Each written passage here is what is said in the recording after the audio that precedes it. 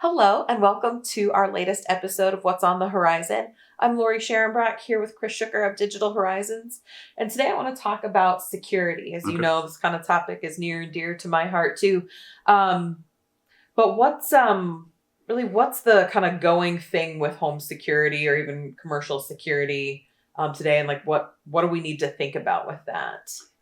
So I would say, our involvement with security, but maybe from a residential perspective, is a little bit different than a company who only does security, right? It's not the core part of what we offer. We brought in security as a service a number of years ago now and do it quite extensively. But we started doing it because it just became a request of customers because we were doing everything else in the house. And they just wanted to not have an extra person to contact, and contractors had one less person to integrate. So we definitely have a different view of it. And so I would say when we're requested to do security systems in a home, people are mostly wanting to know about just the health of the home, right? And what that usually entails is monitoring water, temperature, either low or high, or smoke detectors. Yep. And so that's going to be the core of what we put in. So we kind of have a base, if you will, for our security systems, kind of like a minimum that we put in. And we don't really have like a hard line where if somebody says, I don't want that, we won't do it. But usually our minimum is very common sense based. Sure. And people aren't going to not want to do the minimum. And so what we include in the minimum is all doors. Yep. And then we include, and all doors, I should specify our minimum. We by default, we don't do overhead doors in the garage. We don't do any doors that might go into like a 3-season porch with screens because it's, from an intrusion standpoint, it's easy enough to get through other things. So if there's a 3-season porch, we'll do the door going to the 3-season porch. But any, main primary doors getting into the main area of the home. And then in addition to that, we'll usually do the mechanical room door too, just because that's where the security panel is. And that would be, another good entry point. So we do the doors, and then in addition to that, we'll do just the minimum amount of motion detectors needed to kind of, if somebody were to be in the house, where are they likely to pass through to get to areas of the home? And then beyond that, we do 2 low temperature sensors, which technically you only need one. And if you were to only have one, you would want it in the mechanical room. But because we want to provide potentially an earlier warning for temperature issues, plus redundancy reasons, because home freezing's a really bad thing, we put the second temperature sensor in kind of like the opposite side of where the furnace might be. So if you have like an upper bedroom, guest bedroom, or an office or something like that, we'll put it up there because that's the point of the home that's going to get to that dangerous level before the mechanical room, because the home might freeze or something might be going out, but that the core of the home will stay warmer longer. Yeah. And so that maybe hour or two of extra notice you get from it being further away is good. And then we always do 1 water sensor, and that usually goes, generally Minnesota, there's basements, and usually in the basement, there's going to be at least 1 floor drain. Yeah. And so we'll put it, relatively close to that floor drain as much as we can, where maybe it doesn't impede movement or the wire isn't exposed, because usually it's concrete and the wire has to come from a nearby wall. And so we'll do that. And so then what we see as additions beyond that are very commonly requested are people are wanting to keep an eye on smoke. So we'll install monitored smoke detectors. And a thing that I always point out, because it's not immediately obvious, is that if we provide a monitored smoke, it's not replacing your code required life safety smoke detectors, which are typically handled by the electrician. Yep. And generally when we install a smoke detector, we will do 1 per floor, somewhat centralized. And then in areas that we would otherwise want to put smoke detectors but can't is the mechanical room and the garage. And in those areas, we'll put heat detectors in. And they're going to sense what's called rate of rise. Yep. And that's a rate of how fast the heat in that area rises. Yep. And we can't put smokes in there because of exhaust reasons and other fumes and things like that. Sure. That would set the detectors off. So, and then beyond that, what we see most common as additions are like adding more water sensors in other rooms. I exactly. would assume. Yeah. Ice makers, your laundry machines. Yep. Those things are going to be you're most likely to fail. Yeah. Fittings coming off of hoses. Yep.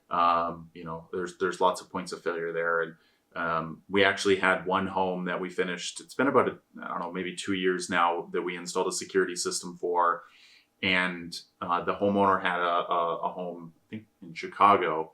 And in that home, they had a number of water issues. And they had like flooring they had to replace in a lot of areas and big damages to the tune of tens of thousands of dollars. And I'm not even sure insurance covered it. And so when she built the home, or the family built the home here, they were very adamant about having extensive water sensors. Bet. We installed 42 water sensors. Now, it seems like a lot, and they range in price a little bit, but at $140 to $150 a sensor, the value of the home, it was a minuscule addition to do that. And believe it or not, since we installed those, 3 of them have sensed water failures. One was, I think, a fixture failed in the bathroom under the sink. I think some work from the plumber failed, and that got sensed.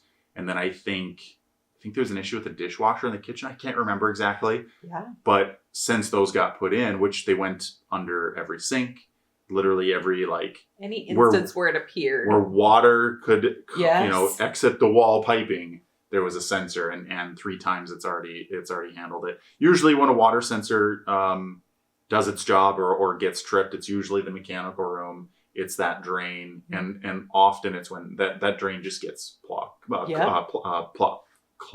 Can't talk, and that's usually where they go off. But that's where we see people adding stuff. Yeah, I mean, water is the most destructive force. I mean, what is it, like 75% of claims in a home are based on? Oh water? Yeah, I mean, in our own home, we were on vacation. The ice maker failed, and my father-in-law thankfully caught it because he went over to check on the house. We've been on vacation where at that time we had a propane tank that was heating our home, and it emptied, and we didn't know, and our house was like 40 degrees. Yep.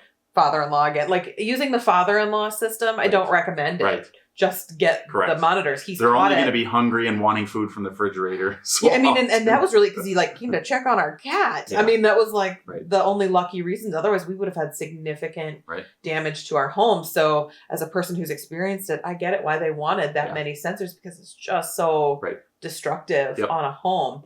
And something that I think is important to point out too, because it's a concept that you explained to me when we were doing some work together, is the difference between security and monitoring. Mm-hmm. Those words don't always mean the same thing, do they? Right. Well, so there's kind of three things that we get, either we get mixed up or clients have different terminology for. And the 2 primarily that get mixed up is security and surveillance. Yes. And so we do separate those out here. Yeah. Technically, they all do fall under security. Yes. And maybe we should just take the path of least resistance and just call everything security. But we do separate out cameras as a surveillance item, and then security as the items we just talked about. And one can exist without the other. Yeah. Most of the time we install cameras on a home, there isn't a security system, and vice versa. Right. But they both can exist at the same time. And there's a growing trend too, actually, that we haven't really jumped on board with yet. And I think it partly has to do with just the nature of the homes in this area being not majority secondary, but a lot of them are secondary homes, is to actually have cameras that are also monitored. Yeah. And the benefit of doing that is, if you have an event where it's an intrusion related event, or not environmental in nature, meaning it's not the water sensors, it's not, things like that. Right. The cameras can be monitored when needed, not all the time, but they can be looked at, and an intrusion can be verified. So if the system goes off the monitoring company will go through their processes.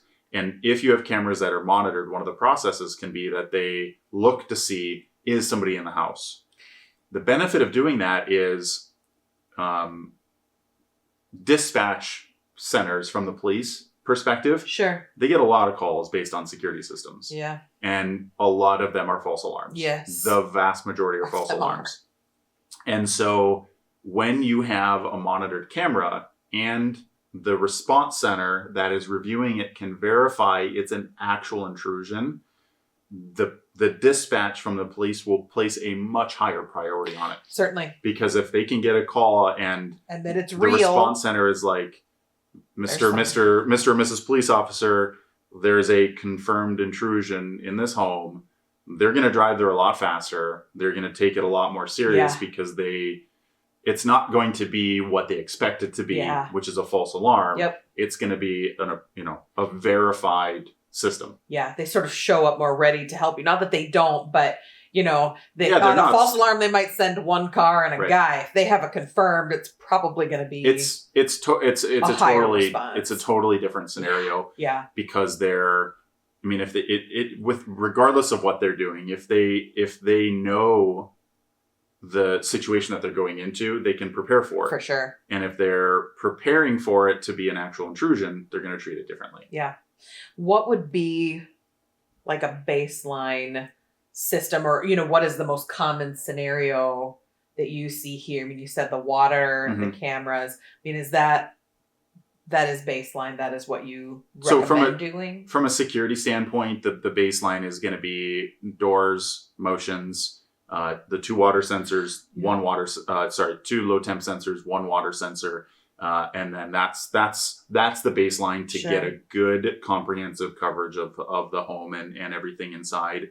And then beyond that, it's adding the smoke detectors, maybe a CO2 detector, that type of stuff. That would have been my next, is the CO2. We had an incident where we were just really grateful we had monitors to wake us up. So I think CO2 is probably becoming, hopefully, more standard with people. It's more common, I think, than anybody realizes in the home there. So that's awesome. Thank you for that information. And then if you guys are more curious about that, we have some links down below the video. You can always get a hold of Chris and his team here if you're curious about how that works. Security, surveillance, monitoring, they do a really great job of that. So thank you for joining us today, and we'll see you in our next episode.